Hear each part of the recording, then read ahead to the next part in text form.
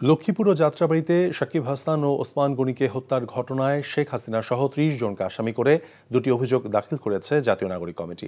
আর পুলিশের গুলিতে BF shine স্কুলের ছাত্র শফিক উদ্দিন আহমেদ আহনাফের মৃত্যুর ঘটনায় আরেকটি অভিযোগ দিয়েছে তার পরিবার।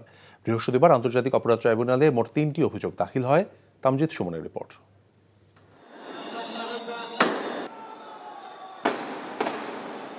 ছাত্র জনতার অভ্যুত্থানে হত্যা গণহত্যার ঘটনায় এখন পর্যন্ত ট্রাইব্যুনালে 53টি অভিযোগ জমা পড়েছে।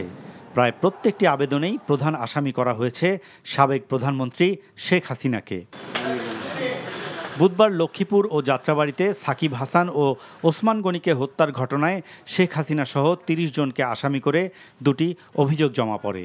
মামলা দুটির আইনি সহায়তা দেবে জাতীয় নাগরিক কমিটি। আমার ছেলে কি অপরাধ করেছিল, তারা কি তার অধিকারটুকু চাওয়ার অধিকার নাই? অধিকারটা চাইতে গেছে, তারা গুলি করে মেরে ফেলেছে। আমি আমার ছেলে হত্যার বিচার চাই। বিভিন্ন শিক্ষা প্রতিষ্ঠানে যেসব শিক্ষার্থী অত্যাচার নির্যাতনের শিকার হয়েছেন তাদেরকে ন্যায় বিচার প্রাপ্তির লক্ষ্যে জাতীয় নাগরিক কমিটি প্রো বোনো সার্ভিস তথা বিনামূল্যে আইনি সহায়তা প্রদান করবে। আর পুলিশের গুলিতে বিএফ শাহিন স্কুলের ছাত্র শফিক উদ্দিন আহমেদ আহনাফের মৃত্যুর ঘটনায় আরেকটি অভিযোগ দিয়েছে তার পরিবার। আমার ছেলে গত 4 আগস্ট মিরপুর 10-এ গুলিবিদ্ধ হয়। আমার একটাই কথা আপনাদের কাছে, একটাই বার্তা, যে আমার বাচ্চা যেন সুষ্ঠু বিচার পায়।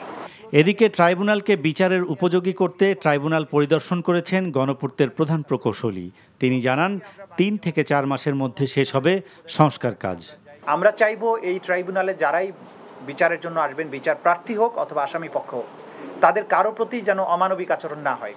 হাজতখানায়, জেলখানায় তাদের যে ফ্যাসিলিটিস সেটা যেন জাতীয় এবং আন্তর্জাতিক স্ট্যান্ডার্ড বজায় থাকে। তাদের মানবাধিকার, তাদের মৌলিক অধিকার যাতে সুরক্ষিত থাকে, সেরকম একটা যতটুকু জাতি এবং রাষ্ট্রের পক্ষে সম্ভব এতটুকু ফ্যাসিলিটিস যাতে এনশিওর করা যায়, সেটার ব্যাপারে আমরা প্রকৌশলীদেরকে বলেছি।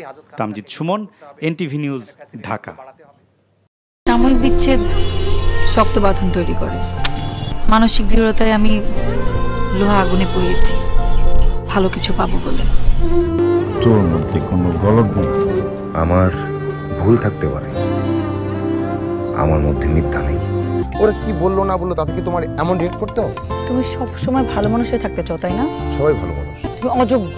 বাসে না কেউ ভালো, ডাকে না কেউ কাছে, তোমায় মনে করার কারণ খুব আছে।